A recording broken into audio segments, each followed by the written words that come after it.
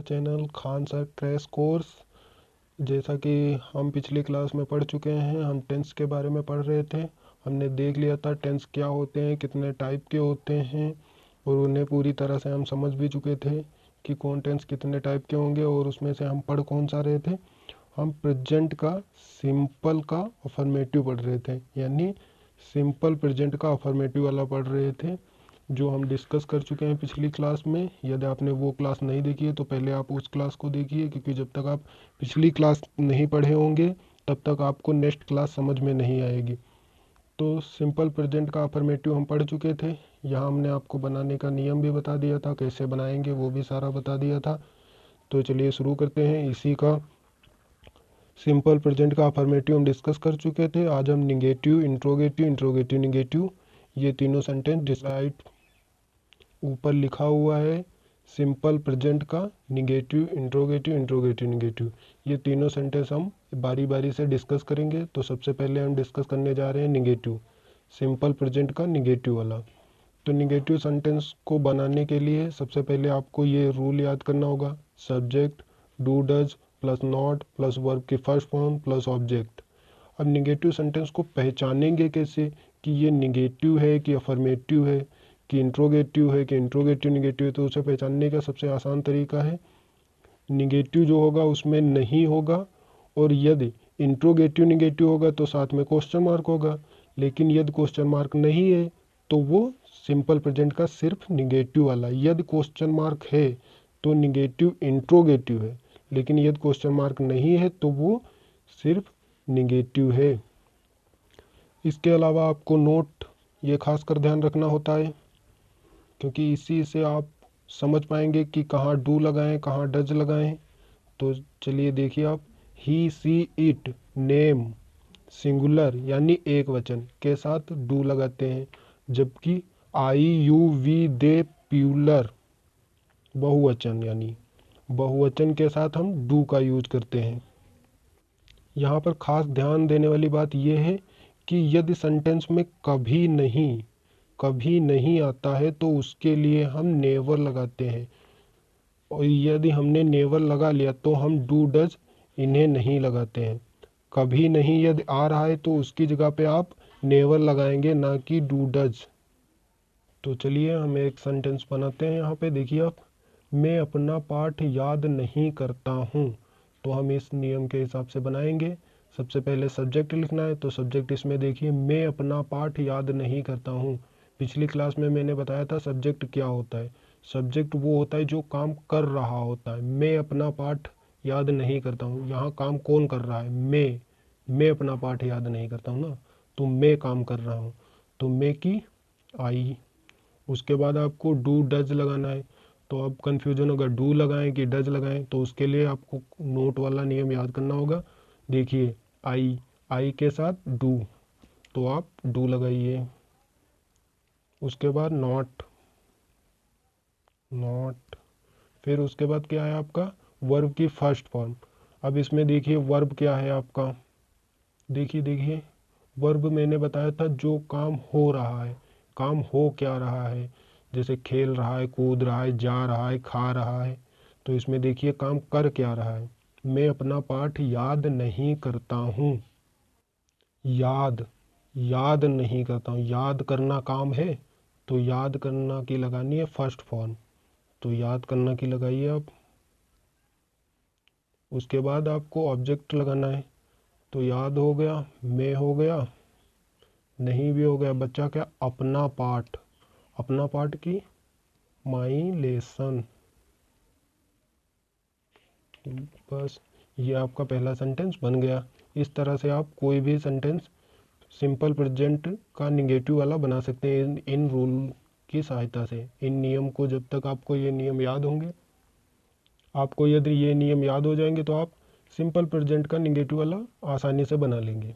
चलिए दूसरा हम बनाते हैं, वे हॉकी नहीं खेलते हैं।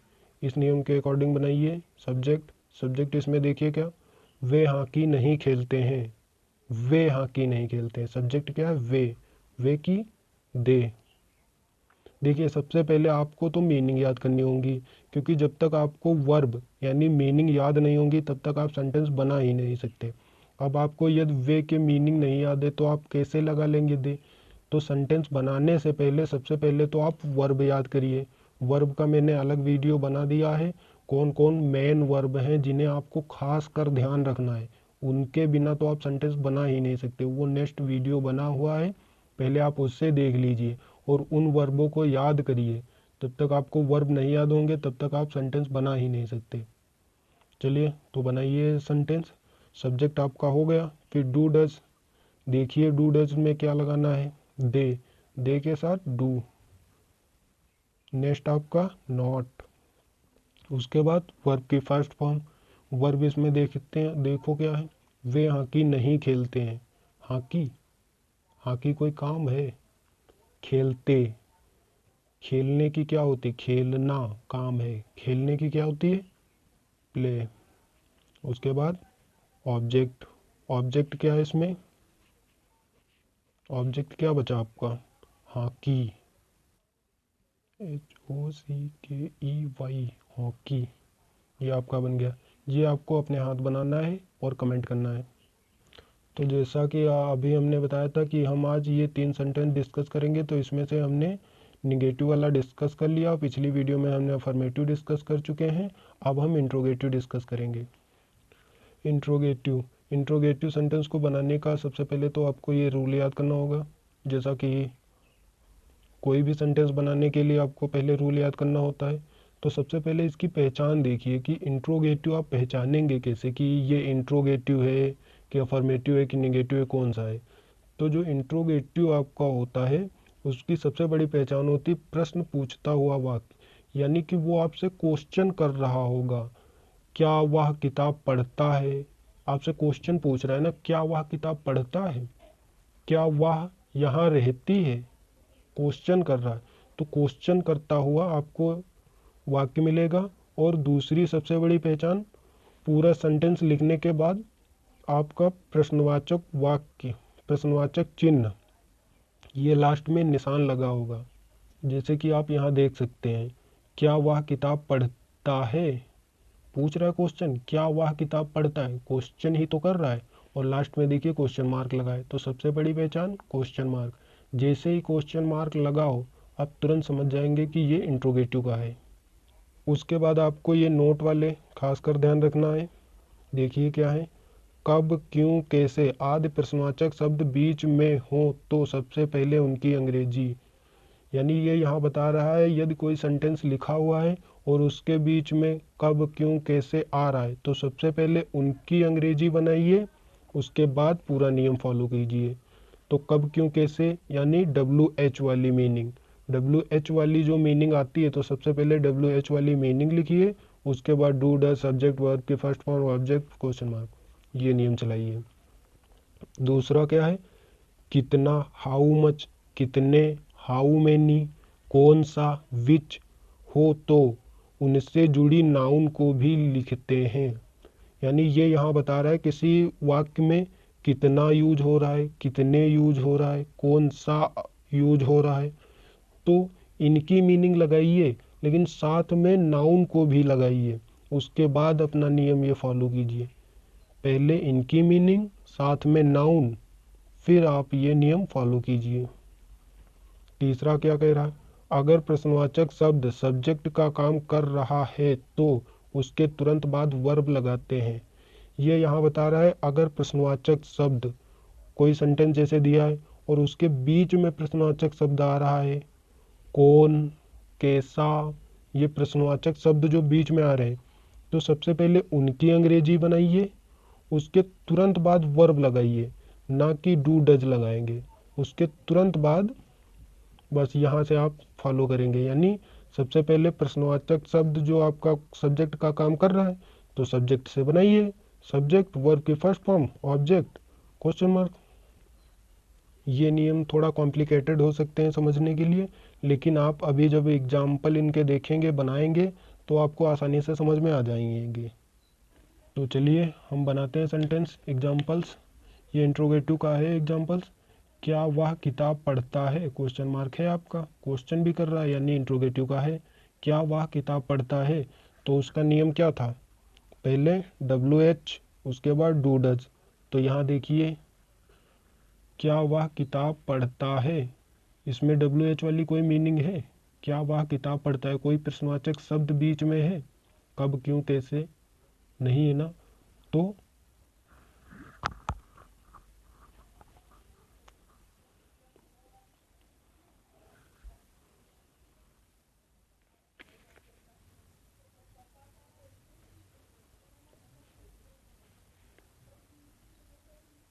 चलिए दूसरा देखते हैं। वह यहाँ क्यों आती है, वह यहाँ क्यों आती है। देखिए यहाँ पे पहला वाला नोट का पहला वाला यूज हो रहा है, कब क्यों कैसे आदि प्रश्नवाचक शब्द बीच में हो तो सबसे पहले उनकी अंग्रेजी क्यों।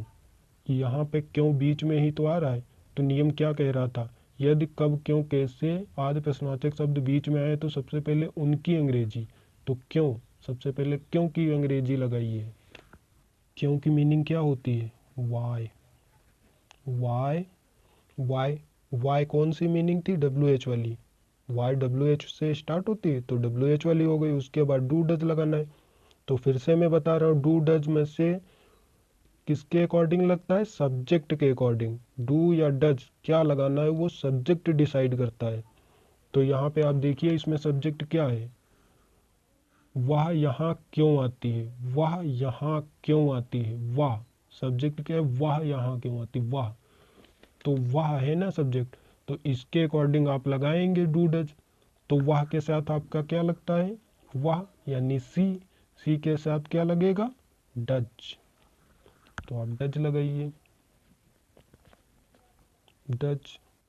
उसके बाद आपको क्या लगाना है, सब्जेक्ट प्लस वर्ब की फर्स्ट फॉर्म प्लस ऑब्जेक्ट। तो आप सब्जेक्ट इसमें देखिए क्या है, देखिए सब्जेक्ट क्या है, वह यहाँ क्यों आती है, वह यहाँ क्यों आती है। सब्जेक्ट आपका क्या है, वह की लगाइए। उसके बाद आपकी वर्ब की फर्स्ट फॉर्म, तो वर्ब आपकी इसमें क्या है देखिए, क्यों, क्योंकि तो पहले ही यूज हो चुकी है, वह की भी यूज हो चुकी है। यहाँ, यहाँ तो कोई काम है नहीं, यहाँ कोई सब वर्ब है। वर्ब क्या होता है, जो काम हो रहा है, यानी आती, आना, आना काम है। तो इसकी फर्स्ट फॉर्म लगाइए आना के कम। उसके बाद ऑब्जेक्ट यानी आपका आती भी हो गया, क्यों भी हो गया, वह भी हो गया, बच्चा क्या है यहाँ, यहाँ की लगाइए आप, हियर। उसके बाद क्वेश्चन मार्क, ये आपका सेंटेंस बन गया। इसी तरह से दूसरा बनाइए, तुम कौन सा फ़ोन चाहते हो, तुम कौन सा फ़ोन चाहते हो। दूसरा नियम देखिए, कितना, कितने, कौन सा हो तो उनसे जुड़ी नाउन भी लगाते हैं। यानी कौन सा आ रहा है तो कौन सा के लिए क्या लगाते हैं, विच। और इसी के साथ हम उससे जुड़ी हुई नाउन भी लगाएंगे।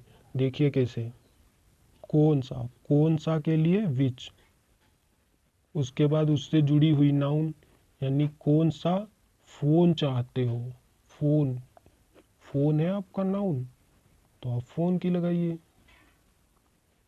उसके बाद आपका देखिए यहाँ पे कह रहा था कितना, कितने, कौन सा, ये यदि आ रहे हैं शब्द तो इनकी मीनिंग लगाइए, साथ में नाउन लगाइए। उसके बाद अपना नियम फॉलो कीजिए। तो यहाँ WH वाली कोई उसमें मीनिंग है नहीं, तो अब क्या बचा, डू डज। डू डज में से हमें देखना है कि डू लगाएं कि डज लगाएं। तो फिर से वही वाला नियम, ये अब आपने सेंटेंस में देखिए कि कौन सा सब्जेक्ट है, तुम कौन सा फ़ोन चाहते हो, तुम है ना, तो तुम के साथ क्या लगता है, तुम के साथ डू, डू। उसके बाद सब्जेक्ट, डू डज के बाद क्या होता था, सब्जेक्ट, सब्जेक्ट क्या है आपका, यू। उसके बाद वर्ब की फर्स्ट फॉर्म, वर्ब इसमें क्या है, चाहते, चाहना, यानी वांट। उसके बाद आपका क्या बचा, ऑब्जेक्ट। यहाँ देखिए सारी मीनिंग तो पूरी हो चुकी, यानी ऑब्जेक्ट का वह काम यही कर रहा था, वो ऑब्जेक्ट का काम। बस आप लास्ट में क्वेश्चन मार्क लगा दीजिए। 4 नंबर देखिए, तुम्हारे घर प्रतिदिन कौन आता है, तुम्हारे घर प्रतिदिन कौन आता है। ये नियम देखिए, अगर प्रश्नवाचक शब्द सब्जेक्ट का काम कर रहा है तो उसके तुरंत बाद वर्ब लगाते हैं, यानी प्रश्नवाचक वाक्य ही सब्जेक्ट का काम कर रहा है। यहाँ सब्जेक्ट का काम कौन कर रहा है? प्रश्नवाचक वाक्य ही। तो पहले उसकी लगाइए और उसके तुरंत बाद और वर्ब लगाइए, ना कि सब्जेक्ट के बाद आप तो नहीं लगा सकते ना डू डज, सब उल्टा थोड़ा आप चलेंगे, सब्जेक्ट उसके बाद डू डज। तो सब्जेक्ट ही आपका काम कर रहा है प्रश्नवाचक वाक्य का, तो सब्जेक्ट लगाइए फिर वर्ब लगाइए। तो इसमें देखिए कि सब्जेक्ट आपका क्या है, प्रश्नवाचक वाक्य कौन सा है जो सब्जेक्ट की तरह काम कर रहा है। तुम्हारे घर प्रतिदिन कौन आता है, कौन आता है, ये सब्जेक्ट की तरह काम कर रहा है। प्रश्नवाचक वाक्य भी है, कब, क्यों, कैसे, ये प्रश्नवाचक वाक्य है। कौन, तो सबसे पहले इसकी हु, ये सब्जेक्ट की तरह काम कर रहा था तो सब्जेक्ट के लगा लिया, उसके बाद वर्ब। जैसा कि मैंने अभी बताया कि सब्जेक्ट के बाद आप वर्ब लगाएंगे, ना कि इधर चलने लगेंगे सब्जेक्ट फिर वर्ब। तो देखिए आप वर्ब को, इसमें क्या है वर्ब। तुम्हारे घर प्रतिदिन कौन आता है, आता, आना, आना काम है ना, verb. Come, come, who comes to, उसके बाद आपका ऑब्जेक्ट तुम्हारे घर प्रतिदिन, तुम्हारे की क्या होती है योर, योर हाउस डेली, ये आपका बन गया। तो जैसा कि हमने पहले ही बात कर ली थी कि हम इस वीडियो में निगेटिव, इंट्रोगेटिव, इंट्रोगेटिव निगेटिव की बात करेंगे। तो हमने अभी तक क्या पढ़ लिया, निगेटिव, इंट्रोगेटिव, अब बचा हमारा इंट्रोगेटिव निगेटिव। तो कोई प्रॉब्लम वाली बात नहीं है। इंट्रोगेटिव निगेटिव सेम इंट्रोगेटिव की तरह बनता है, बस नॉट का यूज होता है बस, क्योंकि ये निगेटिव है तो निगेटिव के लिए नॉट लग जाएगा, बाकी सेम रूल यही चलेगा। जैसे निगेटिव कैसा बनता था, सेम अफर्मेटिव की तरह, लेकिन बस नॉट यूज होता था। और यस या ईएस की जगह पे हम डू डज लगा लेते थे, कुछ ऐसा नियम था इसका। तो चलिए हम डिस्कस करते हैं इंट्रोगेटिव निगेटिव को। इंट्रोगेटिव निगेटिव बनाने का नियम ये आपके सामने लिखा, डब्ल्यू एच, यानी डब्ल्यू एच वाली मीनिंग है तो लगाइए उसे, वरना यहाँ से नियम फॉलो कीजिए। Do does plus subject plus not plus verb की first form plus object plus question mark. तो दूसरा नियम देखिए, नोट में क्या लिखा है, यहाँ यदि प्रश्नवाचक वाक्य सब्जेक्ट का काम करता है तो भी उसके बाद डू डज लगाते हैं। इसे ध्यान से देखिए, ये कह रहा है अगर प्रश्नवाचक वाक्य सब्जेक्ट की तरह काम कर रहा है तब भी हम डू डज लगाएंगे। और जबकि इंट्रोगेटिव में क्या हो रहा था, अगर प्रश्नवाचक वाक्य सब्जेक्ट की तरह काम कर रहा था तो हम डू डज ना लगाकर डायरेक्ट वर्ब लगाते थे। लेकिन इंट्रोगेटिव निगेटिव में क्या होगा, अगर प्रश्नवाचक वाक्य सब्जेक्ट की तरह काम कर रहा है हम तब भी डू डज लगाएंगे, उसके बाद वर्ब वो ऑब्जेक्ट होगा। तो देखिए नियम को, बनाइए examples. W H, W H meaning इसमें है कोई प्रश्नवाचक शब्द बीच में आ रहा है, नहीं है, यानी डब्ल्यू एच को छोड़िए, फिर डू डज लगाना है। अब डू लगाएं कि डज लगाएं, तो मैं बार बार बता रहा हूँ कि डू डज सब्जेक्ट के अकॉर्डिंग लगता है। तो इसमें सब्जेक्ट पहले देखिए, क्या वह एक पत्र लिखती है, क्या वह एक पत्र लिखती है, पत्र कौन लिख रही है, वह की क्या लगेगी, क्योंकि लड़की है तो वह के लिए क्या यूज होगा, सी। और सी के साथ आपका क्या लगता था, सी के साथ आपका डज लगता था। तो आप यहाँ सबसे पहले लगाएंगे डज, उसके बाद आपको क्या लगाना है, सब्जेक्ट, तो सब्जेक्ट लगाइए डज सी। उसके बाद आपको क्या लगाना है, नॉट, नॉट लगाइए। उसके बाद वर्ब की फर्स्ट फॉर्म, वर्ब इसमें देखिए क्या है, वर्ब आपकी है लिखती, लिखना काम है, तो लिखने की क्या होती है, right, W R I T E, right. उसके बाद ऑब्जेक्ट, ऑब्जेक्ट इसमें देखिए क्या बचा, ऑब्जेक्ट क्या बचा, एक पत्र, ए लेटर, क्वेश्चन मार्क। ये बन गया आपका, does she not write a letter. दूसरा देखिए, दूध कौन पसंद नहीं करता है, तो ये किस नियम से बनेगा, ये यहाँ देखिए कौन, दूध कौन पसंद नहीं करता है, बीच में प्रश्नवाचक वाक्य आ रहा है। तो निगेटिव में क्या होता था, यदि प्रश्नवाचक वाक्य बीच में आ रहा है और सब्जेक्ट की तरह काम करता है तो वर्ब लगाते हैं उसके बाद। लेकिन अभी यहाँ क्या लिखवाया था मैंने कि यदि प्रश्नवाचक वाक्य बीच में आ रहा है हम तब भी डू डज लगाएंगे, जबकि इंट्रोगेटिव में हम डू डज नहीं लगाते थे, सब डायरेक्ट वर्ब से स्टार्ट कर देते थे। लेकिन यहाँ पे डू डज हम लगाएंगे। तो सबसे पहले कौन की लगाइए, हु लगा। उसके बाद आपको लगाना है डू डज, क्योंकि यहाँ कह रहा है कि यदि प्रश्नवाचक वाक्य सब्जेक्ट का काम कर रहा है तब भी वह डू डज लगाते हैं, तो डू डज लगाना है। तो डू डज फिर से क्या लगाएं, तो आप लगाएंगे सब्जेक्ट के अकॉर्डिंग। तो इसमें सब्जेक्ट देखिए क्या है आपका, सब्जेक्ट का काम कौन ही कर रहा है, और कौन सिंगुलर है यानी एक वचन है। तो एक वचन के साथ आप क्या लगाते थे, एक वचन के साथ आपका टू डज लगता था। आप यहाँ डज लगाइए, डज। उसके बाद आपको क्या लगाना है, सब्जेक्ट हो गया, डू डज हो गया, फिर आपका नॉट, नॉट लगाइए। उसके बाद वर्ब की फर्स्ट फॉर्म, वर्ब इसमें क्या है, करता, कौन पसंद नहीं करता, करता कोई काम है, पसंद, पसंद ना पसंद ये काम है। तो पसंद की क्या होती है, like, who does not like. उसके बाद ऑब्जेक्ट, ऑब्जेक्ट क्या है आपका, मिल्क, क्वेश्चन मार्क। ये आपका सेंटेंस बन गया।